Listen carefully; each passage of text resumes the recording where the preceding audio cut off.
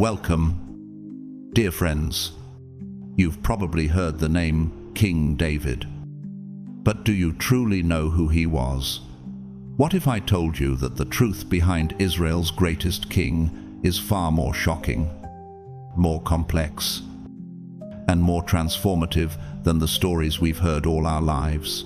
David was not just a man of courage and strength, but also a man of flaws. A warrior who danced with God and with the deepest shadows of human nature. His journey isn't just one of triumph, it's a tale of divine favor, ruthless battles, soul-crushing losses, and a heart that burned with unrelenting passion for God. But here's the twist. Everything you thought you knew about King David might just be hiding a deeper, more powerful truth. As you dive into this story, ask yourself, what would it mean for your life if you could truly understand the depths of David's struggles and triumphs? Could his story have something to say about your own path? If this piques your curiosity, comment 777 to let us know you're ready to journey through history's most fascinating king. And thank you deeply for your support through Super Thanks. Your contribution makes this journey possible. Hold tight, because the story of King David isn't what you expect. Let's uncover the shocking truths behind his reign that have been buried for centuries. Who was King David? The shocking truth behind Israel's greatest king.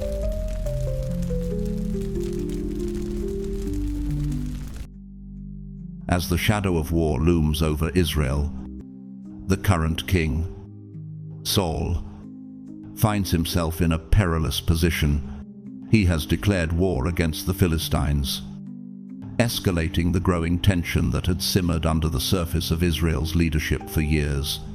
This declaration, intended to assert his power, sets in motion a chain of events that will bring chaos not only to Israel, but to the world beyond its borders. Yet, Saul's actions, filled with arrogance and disobedience, anger the very God who had placed him on the throne. In his desperation, Saul unlawfully offers a sacrifice, bypassing the commands given to him by God. Worse still, he defies God's directive to destroy all the idols of the Amalekites, an act that seals his fate as a ruler chosen by man, but forsaken by God. Meanwhile, in the fields of Bethlehem, a young boy is tending his father Jesse's sheep, unaware that the tides of Israel's future are about to change. David, just 10 years old, is a humble shepherd, his hair as wild as his spirit, and his heart untainted by ambition. On one fateful day, as he watches over the flock, a lion emerges from the shadows, its eyes gleaming with hunger. Without hesitation, David steps forward, his trust in God far stronger than any fear. In that moment, he feels the divine power surging through him. With the grace and precision of a seasoned warrior, David strikes the beast down, a victory that will forever be remembered as the first sign of the greatness to come. 2 years pass, and the name of David reaches the ears of Samuel, the prophet and priest, a man renowned for his wisdom and spiritual insight. God speaks to Samuel and reveals that David, the young shepherd, has been chosen to be the next king of Israel. However, Saul's reign is far from over, and his soul is tormented by an evil spirit sent by God as a consequence of his disobedience. His mind unravels, and his anger turns violent. Desperate for relief, his servants suggest finding a musician who can calm the king's troubled heart. It is then that David, the unassuming boy from Bethlehem, is recommended. Known for his musical prowess, courage in battle, and wise demeanor. David possesses a presence that surpasses his years. His skill on the harp, his valor as a warrior, and his ability to speak with wisdom and grace make him the perfect candidate to soothe the king's troubled soul. The Lord is with him, and soon David's fate will become intertwined with that of the very kingdom he is destined to rule. Unbeknownst to King Saul, the very boy he had hired to soothe his troubled soul is destined to be the one who will eventually take his throne. A year passes, and the threat of the Philistines rises once again. This time, they send a giant, an imposing, monstrous figure who stands a staggering 10 feet tall, bearing 40 pounds of armor that only adds to his terrifying presence. This giant, with the voice of thunder, hurls a spear that would have been 3 inches thick, an instrument of destruction. His name is Goliath. For 40 days, he taunts the Israelites, demanding that they send forth a warrior to face him in combat. The sight of this colossal figure strikes fear into the hearts of Israel's finest soldiers, leaving them paralyzed with dread. None of them dare to step forward, for they know that to face Goliath would be to face certain death. Amidst the fear and chaos, the young shepherd boy, David, is sent into the camp to deliver bread to his brothers who are stationed at the front lines. As he arrives, he witnesses the sight that has paralyzed the Israelite army, Goliath, the giant, mocking and threatening the people of Israel. The taunts echo in David's ears, and in a moment of divine clarity, David steps forward, unshaken by fear. He declares to all who will listen that he will defeat this giant. His faith in God is unshakable, and unlike the other warriors who hide behind their armor, David knows that he doesn't need it. With a simple sling, he gathers 5 smooth stones from a nearby riverbed, placing his trust fully in the Lord to guide his hand. As David steps into the battlefield, the ground beneath his feet seems to tremble with the weight of destiny. With a single, powerful swing of his sling, he sends a stone flying toward Goliath. The stone strikes the giant's forehead, and in that instant, the mighty warrior falls to the ground, defeated by a mere boy armed with nothing but faith and courage. The giant is dead. The Israelites erupt into a roar of victory, and David stands victorious, proving that with God, no giant is too great to overcome. This victory likely stirred something deep within David's heart, an overwhelming sense of gratitude and awe toward the God who had guided his hand. It is said that this event inspired David to pen one of his first psalms, Psalm 9, a powerful declaration of God's justice and protection. In it, David writes, "When my enemies turn back, they stumble and perish before your presence, for you have maintained my just cause. You have sat on the throne giving righteous judgment." These words, born from a moment of profound victory, echo the sentiment of a heart fully surrendered to God's will. David's victory over Goliath has catapulted him into the royal spotlight. And now, as he's invited to Saul's palace, his life takes another significant turn. When David arrives, he meets Saul's son Jonathan for what is likely the first time. But their meeting is far from ordinary. A deep bond forms between the two young men, one forged in trust and mutual respect.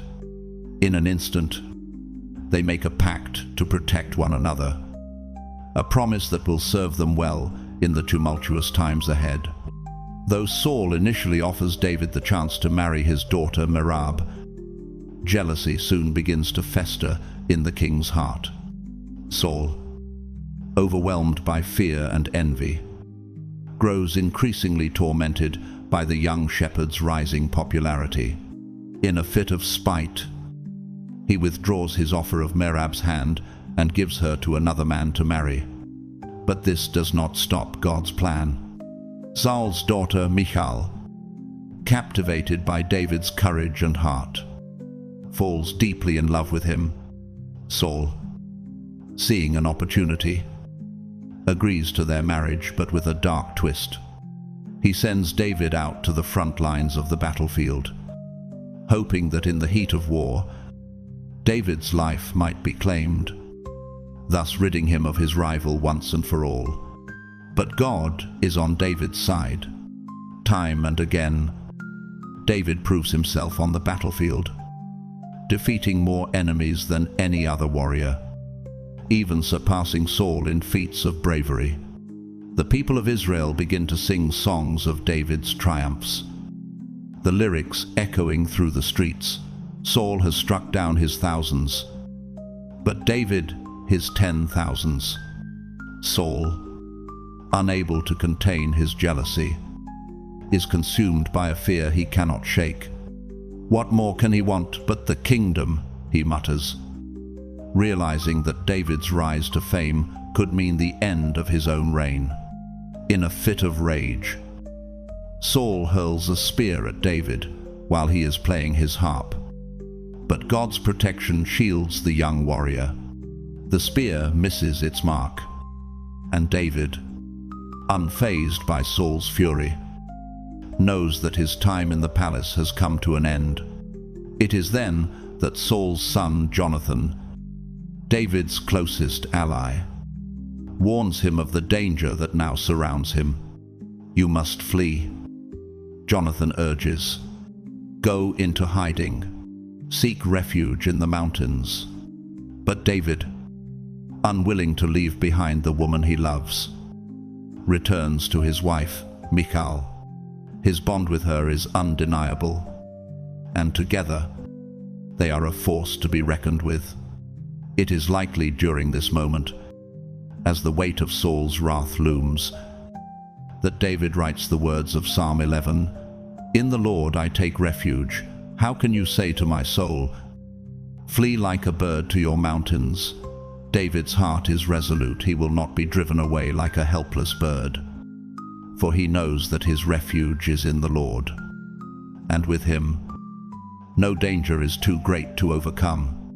Michal, fearing for David's life and knowing her father's cruelty, acts quickly. In the cover of darkness, she helps David escape, ensuring that he is hidden from Saul's men. Though David is forced to flee, he does so with unwavering faith, knowing that the only true refuge he can seek is the presence of God. The relentless pursuit of Saul continues to haunt David, and with no place to turn, he runs to Samuel, the prophet who had anointed him. But Saul's wrath knows no bounds, and Samuel, though a man of great power, cannot offer David the safety he needs. Desperate, David turns to his closest friend, Jonathan, who, though deeply loyal, can offer little more than a temporary escape. Jonathan, too, is powerless against the might of his father, and so David finds himself trapped in a hopeless situation. Where can he go? Home is no longer safe, for Saul might use his family as leverage, trapping them as well. The palace is no option either, for Saul would have him killed without hesitation. And so, David does the only thing he can think of. He runs to the nearest sanctuary, the tabernacle in Nob.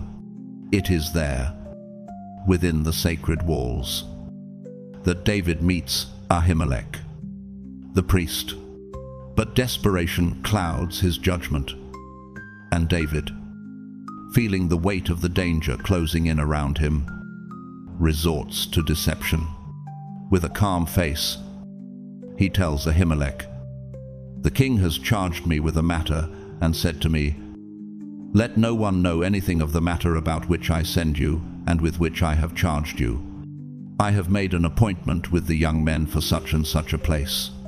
The lies flow easily from his lips as he demands the sacred bread and weapons, claiming it's for this secret mission, one that doesn't exist. Now, the bread David asks for is no ordinary food. It is the sacred showbread, set aside for God's presence in the tabernacle. It is not to be touched by anyone outside of the priests, let alone consumed by a fugitive on the run. Yet Ahimelech, perhaps seeing the desperation in David's eyes, or believing the lie, gives him the bread. But the priest doesn't stop there. David also demands a weapon, and Ahimelech, unable to refuse, offers him the very sword of Goliath, the giant that David had slain years before. It is an ironic symbol, a reminder to David that his trust in God had once been enough to defeat the impossible. Now, as David holds that sword in his hands, he is forced to confront the paradox of his situation. The weapon that had once symbolized God's power in his life now seems like a mere tool of survival, as David, driven by fear, begins to see the world through the lens of chaos and danger. With the bread and sword in hand, David leaves Nob, knowing that even the sacred spaces of God's presence are no longer safe for him.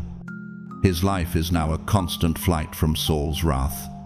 For the next 8 years, David's days will be marked by fear, pain, and an ever-growing sense of betrayal. Yet it is during these years on the run that David produces some of his most profound poetry. His soul laid bare in the Psalms, he writes in the midst of his suffering. Psalms 17.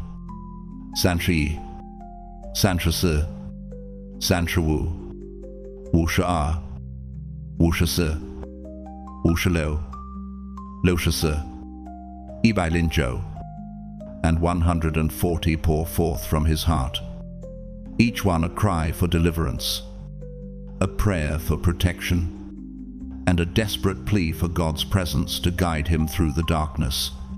In Psalm 17, David writes, "O God, hear my prayer, give ear to the words of my mouth. For strangers have risen against me, and ruthless men seek my life." It is a cry from the depths of his soul, a man on the run, feeling the weight of the world closing in on him. David's journey of fear and flight takes another turn as he seeks refuge in Gath, the land of Israel's sworn enemies, the Philistines. It is here, amidst the very people who had once threatened his life, that David finds himself trapped in the iron grip of uncertainty. While in Gath, David writes Psalm 34, pouring his heart out to God. Yet his presence there becomes a cause for concern among the Philistine soldiers. Whispers begin to spread.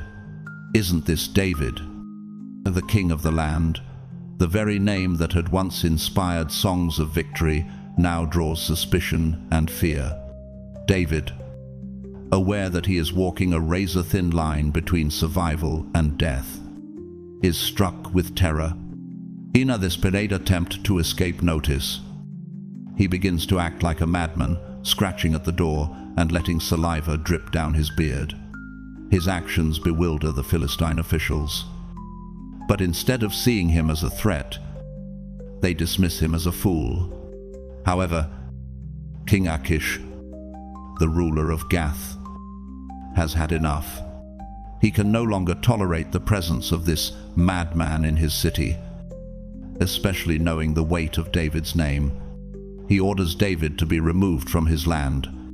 With his plans thwarted, David's only option is to flee once more. This time, he takes refuge in the cave of Adullam, a place far removed from the distractions of the world and where he can lay bare his soul before God. It is in the darkness of this cave that David pens another psalm, Psalm 142. Pouring out his anguish and despair, I cried to you. O Lord, I say, you are my refuge, my portion in the land of the living. Attend to my cry, for I am brought very low.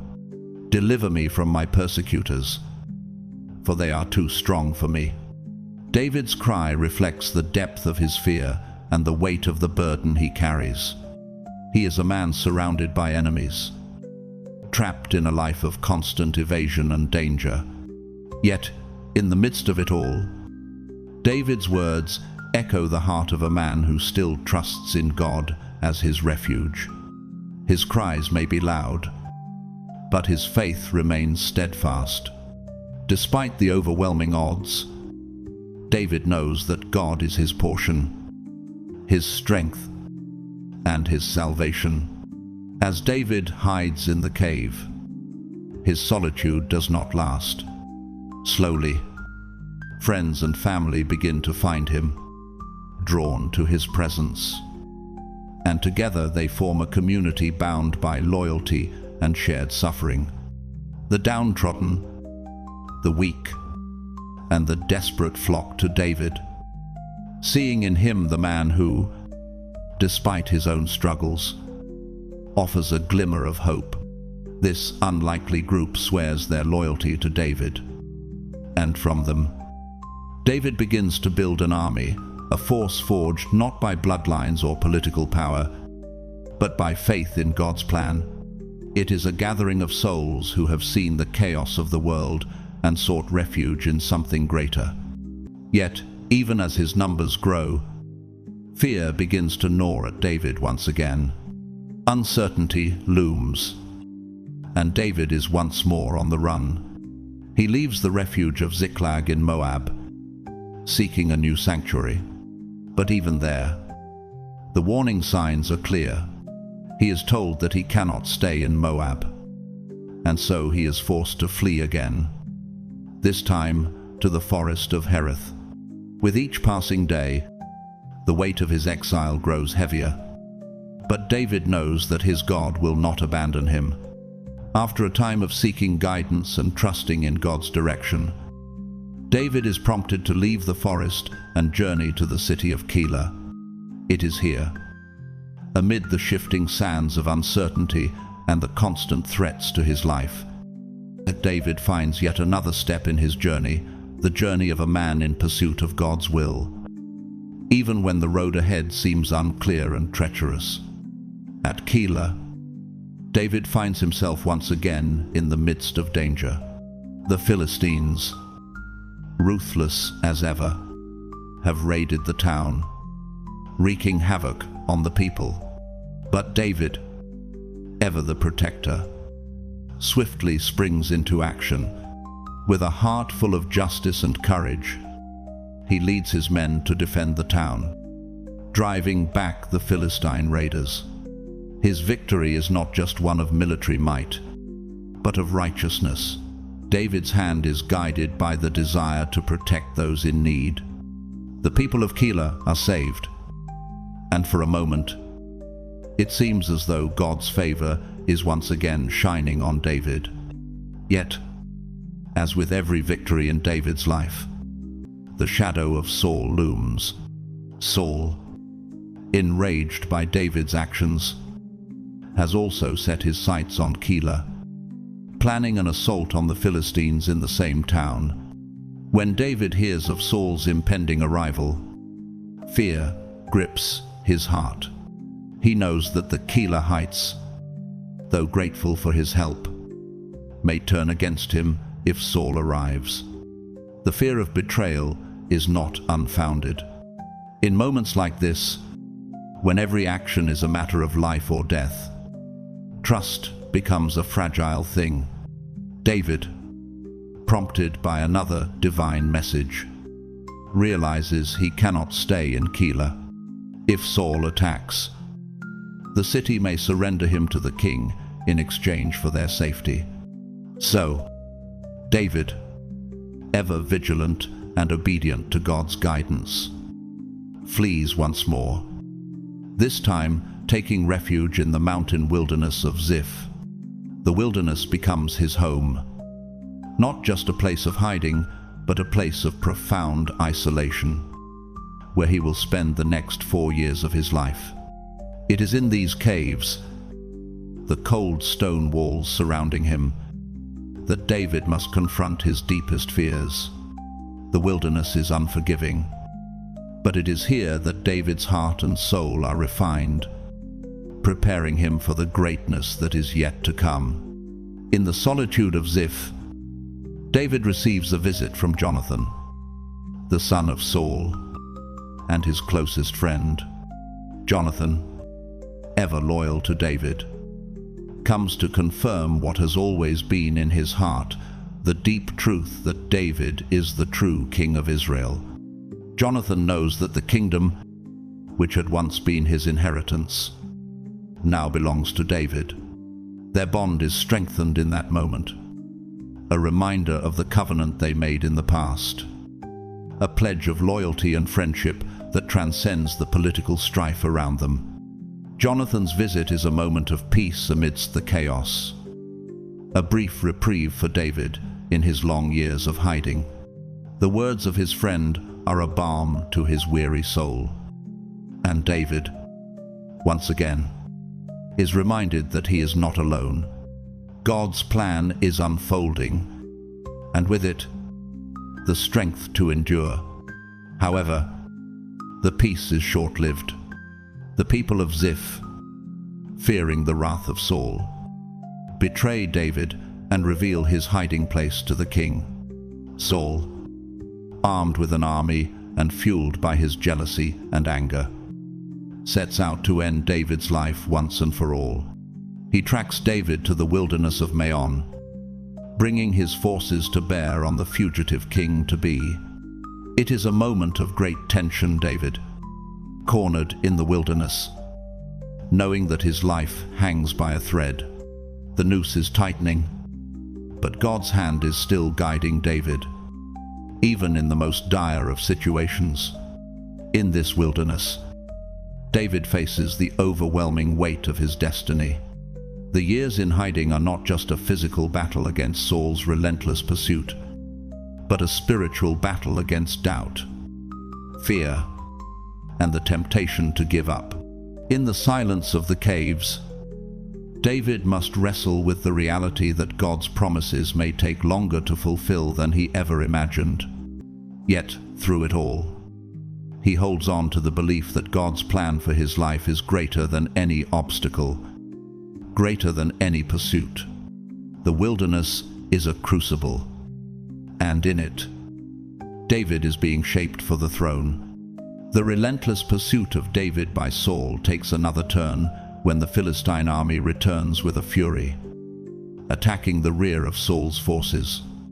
This unexpected strike provides David with a rare moment of opportunity to escape. With the Philistines wreaking havoc on Saul's army, David seizes the chance to flee to En-Gedi, a rugged and remote area known for its caves and springs. It is here, in the hills and cliffs of En-Gedi, that David seeks refuge once again, knowing that he must stay one step ahead of Saul if he is to survive. However, the peace is fleeting. After the battle, a messenger arrives with news that David has been spotted in the mountains of En-Gedi. Saul, relentless in his pursuit, gathers a small band of warriors and sets out to capture and kill David once and for all. The king, consumed by jealousy and hatred, believes that the only way to secure his throne is to eliminate David. As fate would have it, Saul and his men find themselves near the very cave where David has taken shelter. In a twist of divine timing, Saul enters the cave to relieve himself, unaware that David and his men are hiding in the very same cave. David, who has been living in constant danger, sees this as the moment to end the chase once and for all. With Saul vulnerable before him, David holds the power to strike. His men urge him to take advantage of the opportunity, to kill Saul while he is unguarded and vulnerable. But David's heart, though filled with the weight of years of running and hiding, does not give in to vengeance. Instead, in a quiet act of restraint, he cuts off a piece of Saul's cloak. The tension in the cave is palpable. David, in that moment, holds the life of the king in his hands. But he chooses mercy over revenge. As Saul leaves the cave unaware of David's presence, David emerges and calls out to him from a distance, demonstrating an act of honor and respect. He bows low and pays homage to the king, showing that, despite the years of suffering and pursuit, he bears no hatred towards Saul. David's actions speak volumes. Instead of seizing an opportunity for personal gain, he chooses to trust in God's timing and judgment. Saul, however, is not moved. His heart is hardened, and he cannot see the mercy that David has shown him. Instead of recognizing David's nobility, Saul's bitterness only deepens. In a fit of anger, he returns home, defeated by the very man he sought to destroy. His heart steeled against the truth of David's actions. It is during this time of hardship and emotional turmoil that David likely pens some of his most poignant psalms. Psalms 63, 60, and 58. In these psalms, David cries out to God, pleading for justice and vengeance against his enemies. He calls upon the God who sees all and knows all, trusting that he will bring about the judgment that David cannot carry out himself. For you have been my help. David writes in Psalm 63, and in the shadow of your wings, I will sing for joy. His words reflect a soul caught between despair and hope, a heart that longs for divine intervention and a yearning for peace amid the chaos of his life. Amid these turbulent events, another sorrow strikes.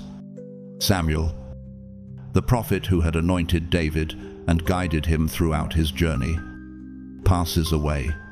His death is a monumental loss for Israel, and the entire nation mourns the loss of this great man of God. They gather to bury Samuel in Ramah, and the weight of his passing presses heavily on David's heart.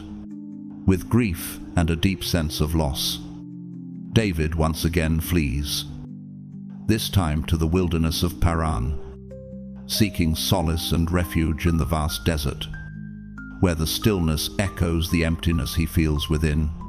While David is in the wilderness of Paran, seeking refuge from Saul and continuing his life on the run, he encounters a wealthy man named Nabal.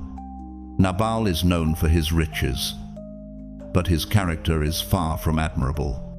He is a harsh and foolish man, utterly lacking in generosity or kindness. Nabal's wealth comes from his vast flocks, and he is surrounded by servants who care for his animals. In the wilderness, David and his men had been living in close proximity to Nabal's estate, and in exchange for their protection of Nabal's flocks, David sends a simple request to the wealthy man. His men greet Nabal with a blessing, asking for provisions, bread, water, and meat to sustain them as they continue their journey. But when David's messengers approach Nabal with their request, the wealthy man responds with disdain and contempt. "Who is David? Who is this son of Jesse?" Nabal scoffs. There are many servants these days who are breaking away from their masters. Shall I take my bread, my water, and my meat that I have killed for my shearers, and give it to men who come from I do not know where? Nabal's words are arrogant and dismissive, showing no recognition of the kindness David has extended to his property or the value of their request. His refusal is not just an insult, it is a denial of hospitality and honor. traits highly valued in their culture. One of Nabal's young men, witnessing the situation, realizes the gravity of the matter. He knows that David, a warrior of renown, will not take kindly to this insult. Fearing the consequences, he runs to Abigail, Nabal's wife, who is known for her wisdom, beauty, and graciousness. The young man tells her, "Behold, David sent messengers out of the wilderness to greet our master, and he railed at them. Now therefore know this, and consider what you should do. For harm is determined against our master." The young man is aware that David's wrath, once stirred, could destroy Nabal and his household, and he urges Abigail to act quickly. Abigail, wise and resourceful, does not hesitate.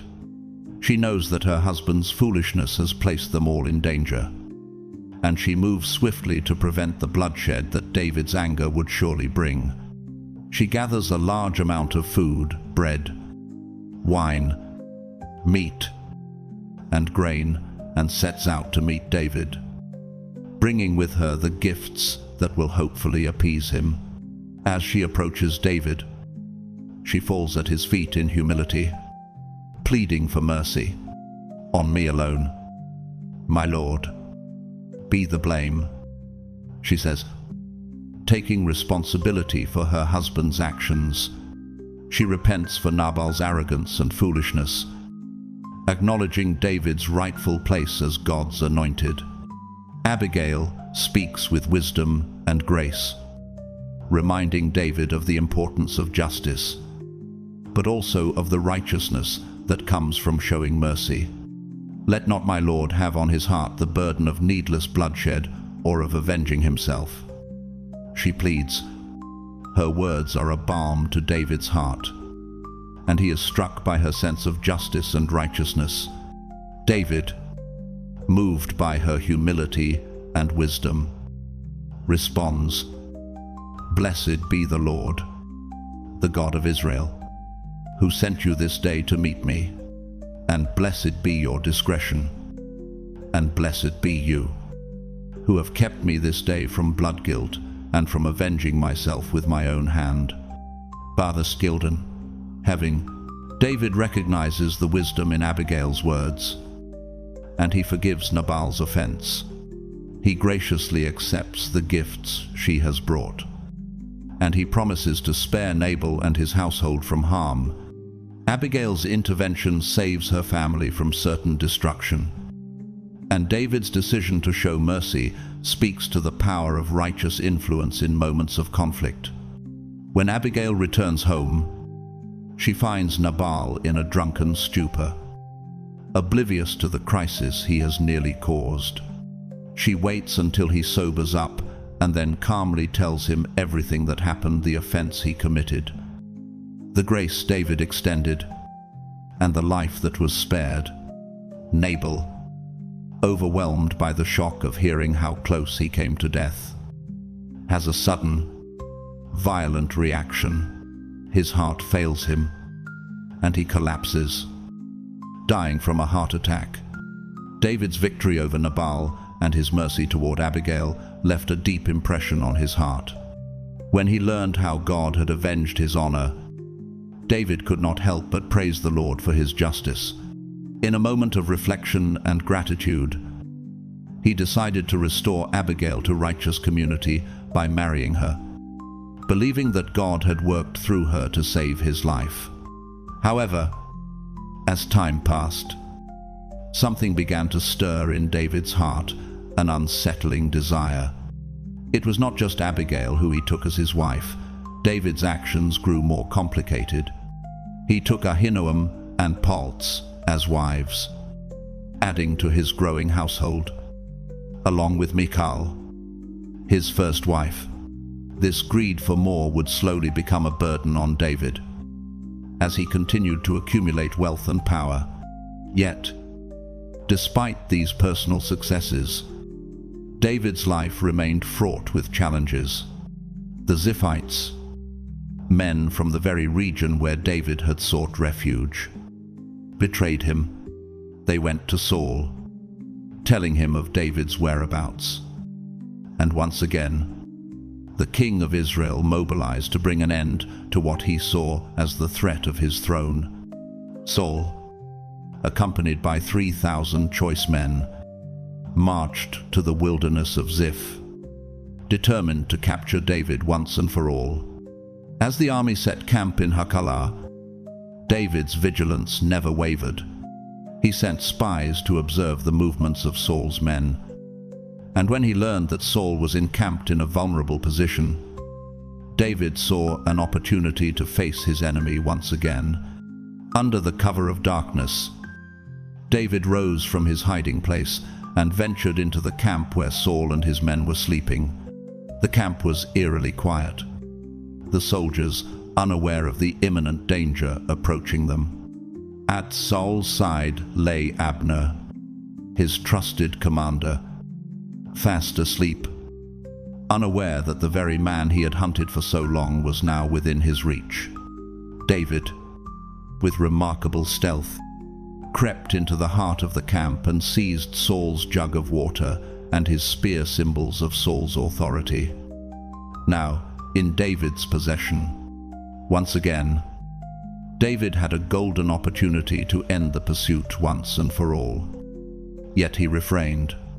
Instead of slaying Saul as many would have expected, David chose to take these symbols of power and retreat. David made his way to a distant hill, standing apart from the sleeping army, a great distance between him and Saul, with a voice that echoed across the stillness of the night. David called out to Abner, the son of Ner, "Will you not answer?" "Abner?"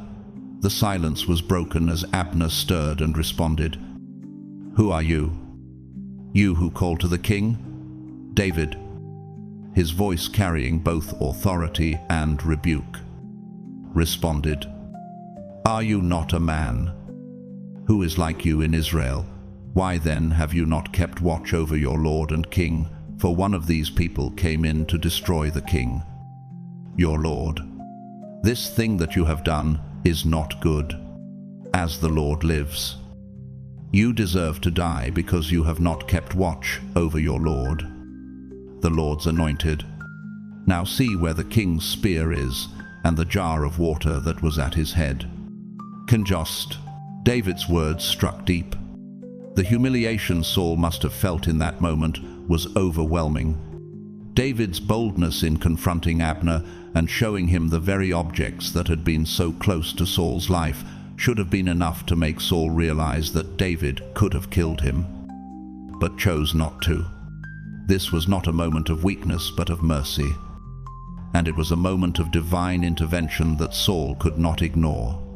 Overcome by shock, grief, and confusion, Saul recognized the truth of David's actions. For the first time, he acknowledged that David was the true successor to the throne, and that his relentless pursuit of him had been wrong. Saul ceased his attempts to kill David and returned home, humbled by the mercy that had been shown to him. But for David, the relief was short-lived. As Saul went home, David was left alone, consumed by anxiety and paranoia. The uncertainty of his future weighed heavily on him. And David, once again, found himself wondering if he would ever be free from Saul's wrath. In a moment of despair, David spoke to himself, "Now I shall perish one day by the hand of Saul. There is nothing better for me than that I should escape to the land of the Philistines. Then Saul will despair of seeking me any longer within the borders of Israel." But 24 is not. David, driven by fear and uncertainty, made a choice that would take him back to Gath, the city of King Achish, where he had sought refuge before. This time, it seemed as though Saul had finally given up his pursuit. When Saul heard that David had gone back to the Philistines, he did nothing. Saul, weary and defeated, had no more energy to chase David into enemy territory. David's journey had been one of highs and lows, of triumph and despair. But now, he was forced to face the reality that even the best choices sometimes led to more uncertainty. Though David had shown mercy to Saul, his own future was still uncertain, and his path forward seemed shrouded in shadows. Yet even in this time of uncertainty, David's trust in God remained his guiding light, a reminder that even when all seems lost, God's plan for him was far from over. During his time in Gath, David likely pens Psalm 141, a heartfelt cry to God for protection and guidance amid the turmoil that surrounds him. He is far from the safety of his homeland, and his life is marked by uncertainty. Yet in the midst of his trials, David continues to seek refuge in God's presence. Psalm 141 echoes his longing for deliverance. Set a guard over my mouth. O Lord, keep watch over the door of my lips. His words reflect the tension he feels as he navigates his complicated relationship with King Achish, the ruler of the Philistines, who has become an unlikely ally to David. David, now firmly entrenched in the land of the Philistines, proves his loyalty to Achish by leading raids against the nations that are enemies to both Israel and the Philistines. He becomes a valuable asset to Achish, a warrior who is willing to strike down those who threaten their peace. In exchange for his service, David requests the town of Ziklag, a place where he and his men can settle in peace. Achish, under the mistaken belief that David has severed all ties with Israel and is now a complete enemy of his own people, grants David's request. The irony, however, lies in the fact that while Achish sees David as an enemy of Israel, David remains a man torn between two worlds, caught in the web of betrayal and survival. Despite his growing connection to the Philistines, David's heart is still tethered to his homeland. Achish, thinking David's loyalty lies with him, asks David to guard the camp at Gath while the Philistine army heads out to battle against Israel. David, ever the warrior, agrees, though the task feels like a cruel irony, as he knows he is a son of Israel, not a servant of the Philistines. As David arrives at the camp in Gath, however, he is met with a devastating sight. The camp has been destroyed by the Amalekites, the very people Saul had been commanded by God to wipe out. The Amalekites, relentless in their wickedness, have raided the camp, taking David's wives and children, along with the women and children of his men. This is the direct consequence of Saul's disobedience. His failure to eradicate the Amalekites years before has now come back to haunt Israel, and the chaos he allowed to fester has spread throughout the world. David, overwhelmed by grief and rage, is not paralyzed by his sorrow. Instead, he turns to God for guidance. With divine permission, David sets out in pursuit of the Amalekites, determined to reclaim what was stolen and bring justice to those who had wronged him. David's pursuit is not in vain. With the strength and guidance of the Lord, David and his men overtake the Amalekites, recovering all the women and children who had been taken. Along with the spoil, they return to the Philistine territory, bringing back what was once lost, a victory that proves David's faith and resolve. Yet, even as David rejoices in the restoration of his family, the winds of fate bring more sorrow. The Philistines have dealt a devastating blow to Israel. Saul, the once great king, has been killed in battle, and with him, Jonathan, David's childhood friend and beloved confidant. The news of Saul's death and the loss of Jonathan shakes David to his core. For years, David had been on the run from Saul, but Saul's death marks the end of a long chapter of conflict. Yet, even in the face of his grief, David does not lose sight of the bigger picture. With Saul's reign ended, David, now a warrior with the loyalty of the Philistines and the blessing of God, is anointed king over Jerusalem. David's anointing as king marks the beginning of a tumultuous and bloody period for the kingdom of Israel. Though David is the chosen ruler, his ascension is far from peaceful. The nation is divided.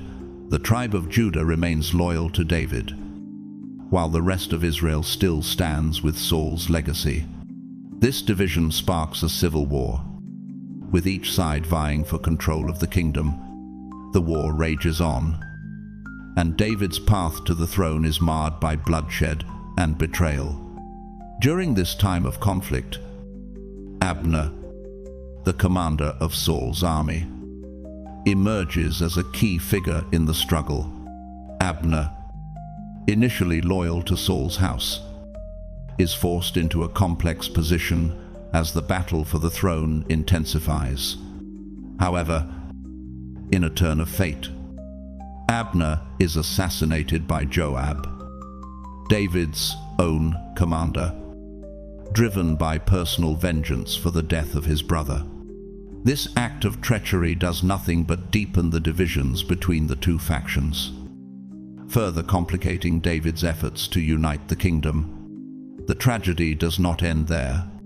Saul's son, Ishbosheth, who had taken the throne in Saul's place, is also murdered in his sleep by two of his own men. The assassination of Ishbosheth is a devastating blow to the house of Saul, leaving the remaining royal lineage in ruins.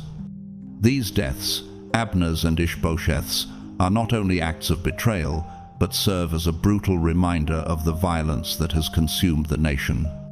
Despite these tragedies and the political turmoil surrounding him, David's path to kingship is finally secured in around 993 BC. With both Abner and Ishbosheth dead, there are no remaining challenges to David's claim to the throne.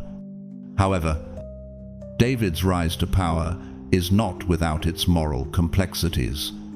In a show of both strength and justice, David orders the swift execution of the assassins responsible for the murders of Abner and Ishbosheth. Though they were enemies, David holds firm to his sense of justice, refusing to allow these murders to go unpunished, even when they were committed against those who stood in opposition to him. This act of justice, though harsh, serves to demonstrate the integrity of David's rule. His actions in dealing with the murderers of his enemies send a clear message to his people. David is not a king who will turn a blind eye to injustice, no matter the source. He holds firmly to the belief that God's law and righteousness must guide his rule, and that the ends do not justify the means. His willingness to execute justice, even when it involves his enemies, solidifies his reputation as a king who acts in accordance with God's will.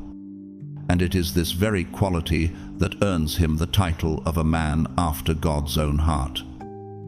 David's ascension to the throne marks the beginning of a new chapter for Israel, one defined by justice, righteousness, and the pursuit of God's will.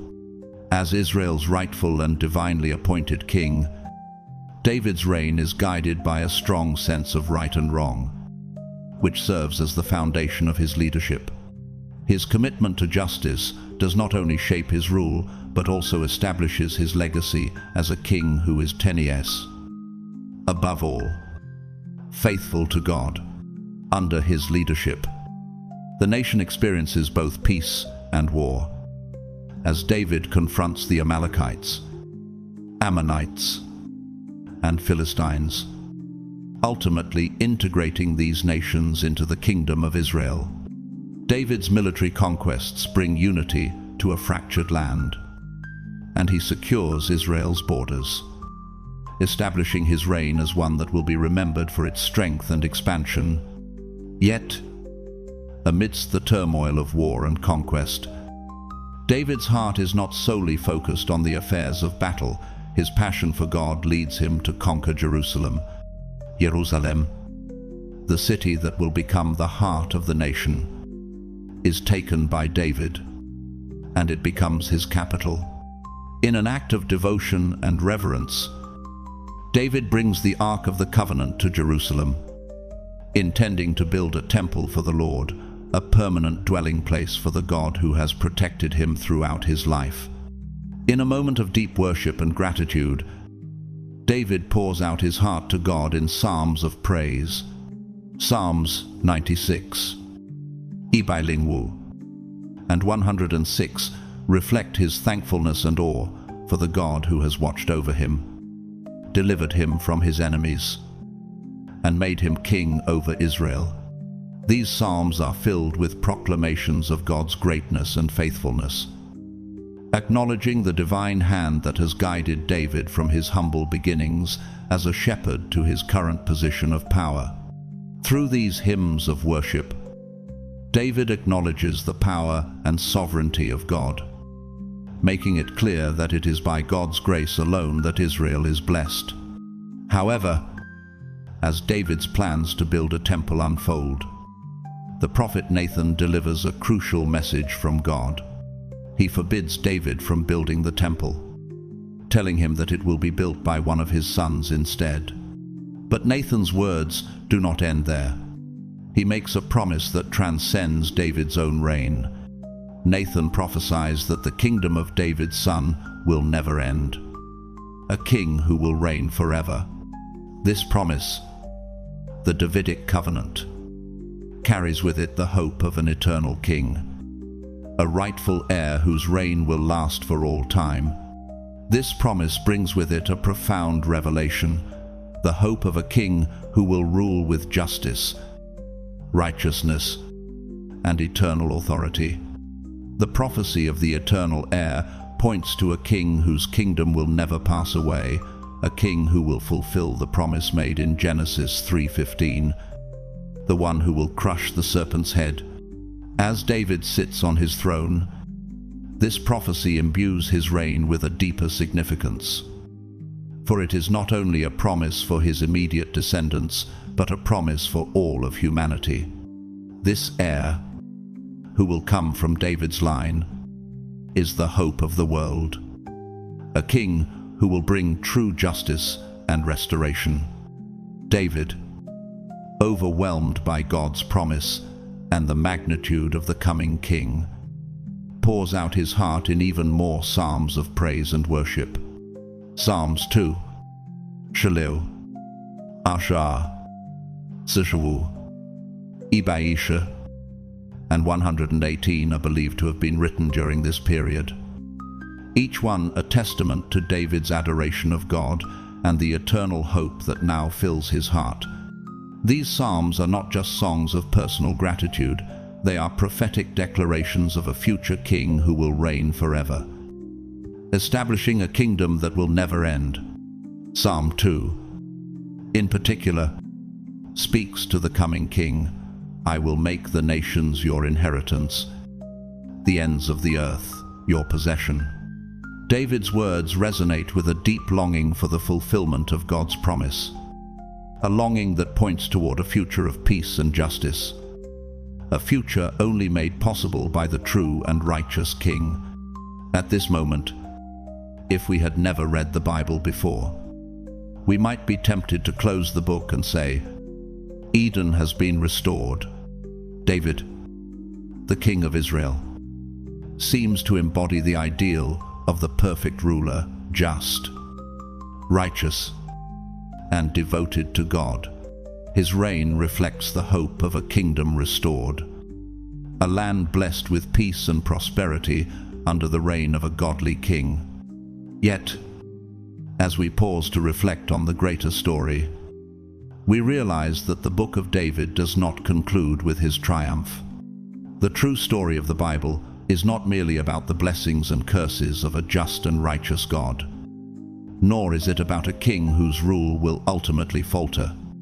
The deeper truth is that even in David's reign, one marked by justice, righteousness, and devotion, there is still an aching desire for a true and eternal king, a ruler who will bring perfect justice and peace to the world.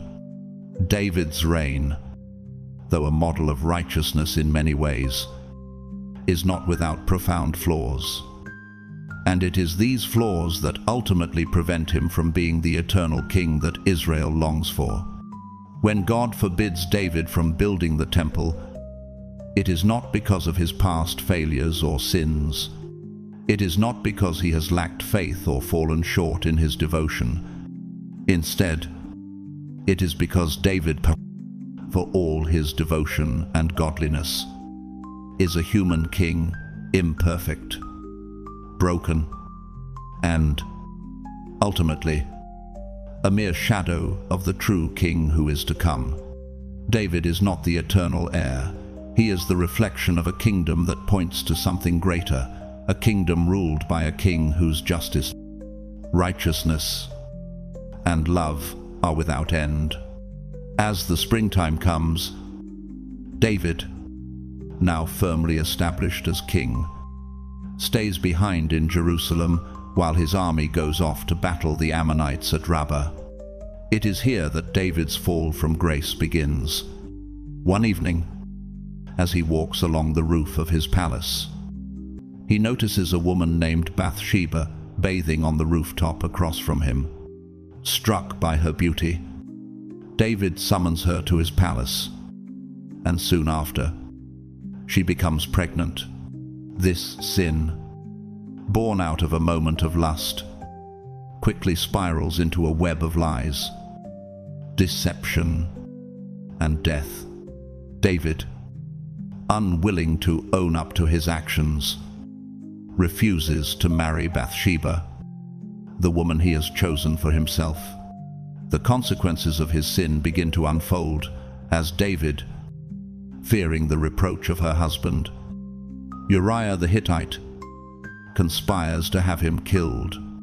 He sends Uriah to the front lines of the battle, hoping that he will be struck down, just as Saul had once tried to do to David. David's actions lead to a great moral and spiritual crisis. His failure to trust in God and his willingness to take the life of an innocent man for his own gain expose the deep-seated flaws in David's character. However, David's reckoning comes when Nathan, the prophet, confronts him. Nathan tells David a parable about a rich man who takes the only lamb of a poor man to prepare a meal for a traveler, condemning the injustice of the rich man's actions. David, angered by the parable, declares that the man in the story should die, only for Nathan to turn to him and say, "You are the man." David is immediately trapped by his guilt, and Nathan prophesies that David's punishment will be great, that it will come upon his sons, and the consequences of his sin will reverberate through his family for generations to come. In this moment of crushing guilt, David does not try to justify his actions. Instead, he repents, pouring out his heart in Psalm 51. This psalm is a cry for mercy, a plea for forgiveness, and an acknowledgement of the depths of his sin.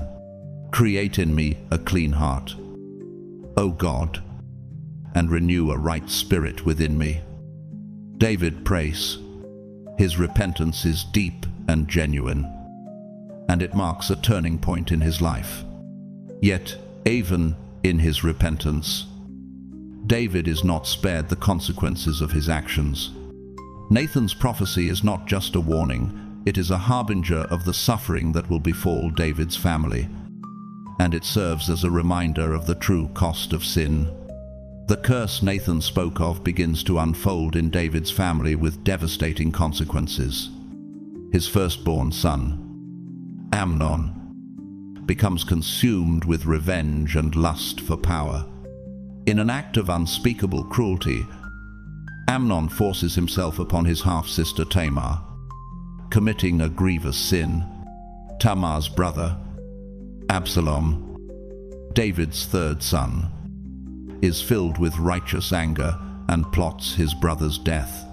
In a bitter and tragic turn of events, Absalom kills Amnon in revenge, setting off a chain reaction of violence and betrayal within David's household.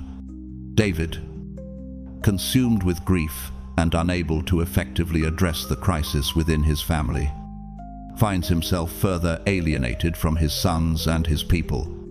This family drama mirrors the curse of Adam and the consequences of human sin, echoing the violence and strife that plagued humanity from the very beginning. In a desperate attempt to regain control and secure his kingdom, David conducts a census of Israel, defying the laws of kings outlined in Deuteronomy. This act, motivated by fear and pride, leads to even more consequences, as God punishes David's people for their king's actions. David's actions, his sin, his repentance, and the ongoing struggles within his family illustrate the profound tension that runs through his reign. He is a man after God's own heart, but he is also a deeply flawed man, one who cannot escape the consequences of his own brokenness. His kingdom, though blessed by God, is marred by violence, betrayal, and division, reflecting the deep fractures in the human condition.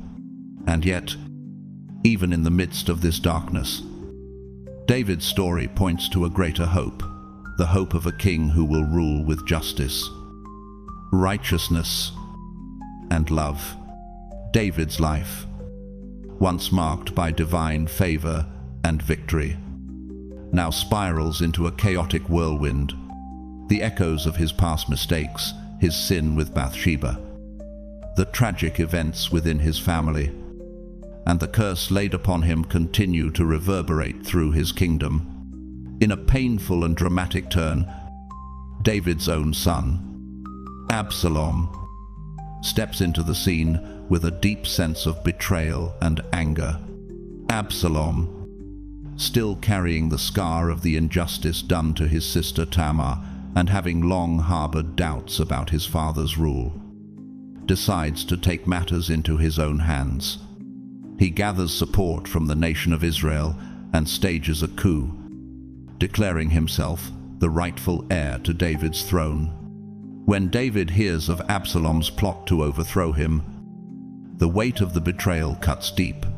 His own son has turned against him, seeking not only his throne, but his very life. Once again, David is forced to flee, leaving Jerusalem, the city he had conquered, the city that should have been his place of peace. It is not only a physical flight from his son's rebellion, but also a deeper flight from the presence of God. David, who once trusted in God's guidance, now finds himself in the wilderness again, isolated, broken, and longing for God's protection and peace. In his pain and suffering, David pours out his heart to God, writing some of his most poignant and heart-wrenching psalms. Psalms 3. S, O, Chi, Sisha, Sishasan, Ushawu, Lusha, Tisha, Tishi, Ibai Sishasan, Ibai Sishasa, and 18 come from the depths of his despair. In these psalms, David's soul thirsts for God, crying out, "As a deer pants for flowing streams, so my soul thirsts for you, O God." His words reflect the agony of a man in exile, rejected by his own son, hunted by enemies, and alone in the wilderness. Yet even in his darkest moments, David's faith remains unwavering. His sorrow is palpable, but his trust in God's deliverance and justice never wavers. Through his Psalms, David makes a bold proclamation despite the suffering. Despite the injustice, his heart still yearns for the Lord's presence. In the midst of fleeing from his own son, David faces even more treachery. He enacts his kingly authority by declaring Ziba, the servant of his son Mephibosheth, to be the heir of his father's estate. But the complexities of David's relationships continue to deepen. As David walks through the pain of betrayal, he is confronted by Shimei, a man from the house of Saul, who curses him as he passes by. Shimei's words are filled with venom and mockery, calling David a man of bloodshed and accusing him of stealing Saul's throne. The curse is harsh, but it is a reminder of David's fragility. Though he is king, David is not immune to the pain of rejection, accusation, and suffering. His response to Shimei's curse, however, is one of restraint and trust in God's judgment. He acknowledges that perhaps God is using this man to speak truth to him, even if that truth is painful. David's story during this time is a powerful vignette of the division within Israel and the contrasting paths of loyalty and rebellion. Shimei's curse is symbolic of those who would reject David and his reign, but also of those who stand against God's chosen king, foreshadowing the tension between the rightful heir of God's kingdom and those who refuse to submit to God's plan.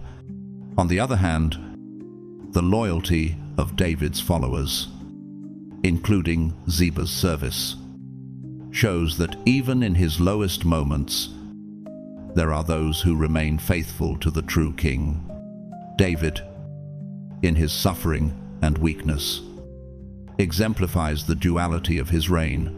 He is both king and man, marked by faith and failure, chosen by God, but not immune to the consequences of his own actions. Meanwhile, Absalom enters Jerusalem, and the official declaration of war against his father begins. The rebellion intensifies as Absalom takes the throne. But there is another twist in the story. Shai, a commander in Absalom's army, has a change of heart and decides to double-cross Absalom, secretly aiding David. This act of betrayal within Absalom's own ranks fuels the impending battle and escalates the conflict. The civil war, a mirror of the turmoil within David's own family, rages fiercely. In the midst of the battle, Absalom, who had been so sure of his victory, meets a tragic end. During the chaos, he gets caught by his long hair in the branches of a tree. Absalom's vanity, which had been one of his defining traits, ultimately leads to his demise. He is left hanging, vulnerable and exposed, and is killed by Joab, David's commander. In this moment, the curse of rebellion against God's chosen king is fulfilled. Absalom, the son who once sought to overthrow his father's throne, is defeated. As David's life draws to a close, the weight of his many years marked by victories, failures, joy, and immense sorrow becomes evident. His heart is heavy with the loss of his son Absalom, and yet another son, Adonijah, rise up, declaring himself the king of Israel. Despite being David's eldest son, Adonijah's actions betray his ambition, and he moves forward with plans to seize the throne. His bid for power is reckless, ignoring the promise that David had made to Bathsheba and Nathan the prophet that Solomon, David's son with Bathsheba, would inherit the throne. In a moment of decisive action, Nathan and Bathsheba go to David, and remind him of his promise. Together, they work to ensure that Solomon, not Adoniah, will be crowned the king of Israel, just as David had intended. In this critical moment, David reaffirms his word, and the anointing of Solomon as king marks the continuation of God's plan for Israel, a plan David had trusted in all his life. Solomon, David's son, is made king over Israel, fulfilling the promise David had made and securing the kingdom for the next generation. David, now nearing the end of his life, reflects on his journey and the role of leadership. In his final moments, he speaks profound words to Solomon. "The God of Israel has spoken. The Rock of Israel has said to me, when one rules justly over men, ruling in the fear of God, he dawns on them like the morning light, like the sun shining forth on a cloudless morning, like rain that makes grass sprout from the earth." These words are a powerful reminder to Solomon and to all who would rule that true kingship comes only when it is grounded in justice and reverence for God. David's last words speak of the ideal ruler, one whose leadership is like the light of the morning, gentle and life-giving, and whose rule is just and good, bringing flourishing and peace to the land. At the age of 70, David dies, and his son Solomon is crowned king. Yet, even in his death, the story of David is not truly over. As David passes, there is a deep and unfulfilled anticipation that lingers in the hearts of the people. Solomon may take the throne, but the longing for the true, eternal king grows stronger. The kingdom of Solomon, though blessed and prosperous, is still a kingdom built on the foundation of a human king, a king who trust of human, like David, is frail, imperfect, and mortal. The story of David leaves the reader yearning for more, a king whose reign will never end, a ruler whose justice will be flawless and eternal, and whose kingdom will bring the fullness of God's righteousness, peace, and goodness to all the earth. This longing, planted in the hearts of Israel's people, points beyond Solomon to a future hope. A king who will come from David's line, a king who will fulfill the promises made to David, and even surpass them. This anticipated king will not just be a ruler of Israel, but the true king of the world, whose kingdom will have no end. The hope for an eternal king, whose reign will be marked by true justice, peace, and righteousness, is the story that will unfold in the pages to come. But it will not be fulfilled in Solomon or any other earthly king. It is a story that points forward to the Messiah, the true King, Jesus Christ, who will rule forever in righteousness, establishing the kingdom of God on earth, bringing about the ultimate fulfillment of the promises given to David. David's story, though ending with his death, continues to resonate with the deep longing for a perfect king, a longing that will be fulfilled in the coming of Christ, the eternal King whose rule will be just, righteous, and eternal. This yearning for the perfect King, who will bring healing to a broken world, is what ultimately makes the story of David not just a historical account, but a powerful reminder of our need for the true King, whose kingdom will bring peace, justice, and everlasting life. As we reflect on the life of David, we are drawn into a story that is both deeply human and profoundly divine. David, a man after God's own heart, faced triumphs and tragedies, moments of great faith and moments of deep failure. Yet, through it all, His life pointed to a greater truth, the longing for a true, just, and eternal king, a king whose rule will be marked by perfect justice, righteousness, and love. David's journey teaches us that even in the midst of our own brokenness and mistakes, there is hope for redemption and transformation. His life reminds us that no matter how far we stray or how deep our struggles may be, God's grace is always there, calling us back, offering forgiveness, and leading us toward a greater purpose. David's psalms, his prayers of repentance and praise, show us the power of humility, trust, and worship.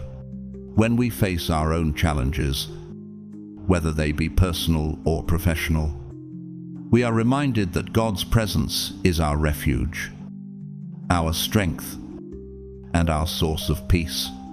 David's story also serves as a call to all of us to reflect on the kind of leaders we are called to be leaders in our families, communities, and workplaces. True leadership isn't about power or control, it's about serving others with justice, humility, and a heart aligned with God's will. Like David, we too are called to lead with integrity, to seek God's guidance in all we do, and to always strive for a higher purpose. In today's world, as we navigate our own struggles, the lessons from David's life are more relevant than ever. We live in a time where leadership is often marked by division, fear, and selfishness. But David's example reminds us that true leadership brings people together, stands for justice, and seeks peace. If we strive to lead in the way David was called to, aligning our actions with God's will, we can make a difference in the world around us. As we close, I invite you to reflect on the lessons from David's life. What kind of leader are you becoming? How are you responding to God's call in your life? Even in the face of adversity, let's share in this journey together, supporting one another and encouraging each other to lead with faith, humility, and love. If you've been inspired by David's story, I encourage you to like, share, and subscribe to stay connected for more powerful content. Don't forget to hit the notification bell so you never miss an update. Your support helps us continue to share stories that inspire and uplift. And please, leave a comment below sharing your thoughts. Let's start a conversation about how we can apply these timeless lessons in our lives today. Thank you for being a part of this community. Your engagement and encouragement make all the difference. Let's continue to walk this journey of faith, leadership, and growth together. Blessings to you all.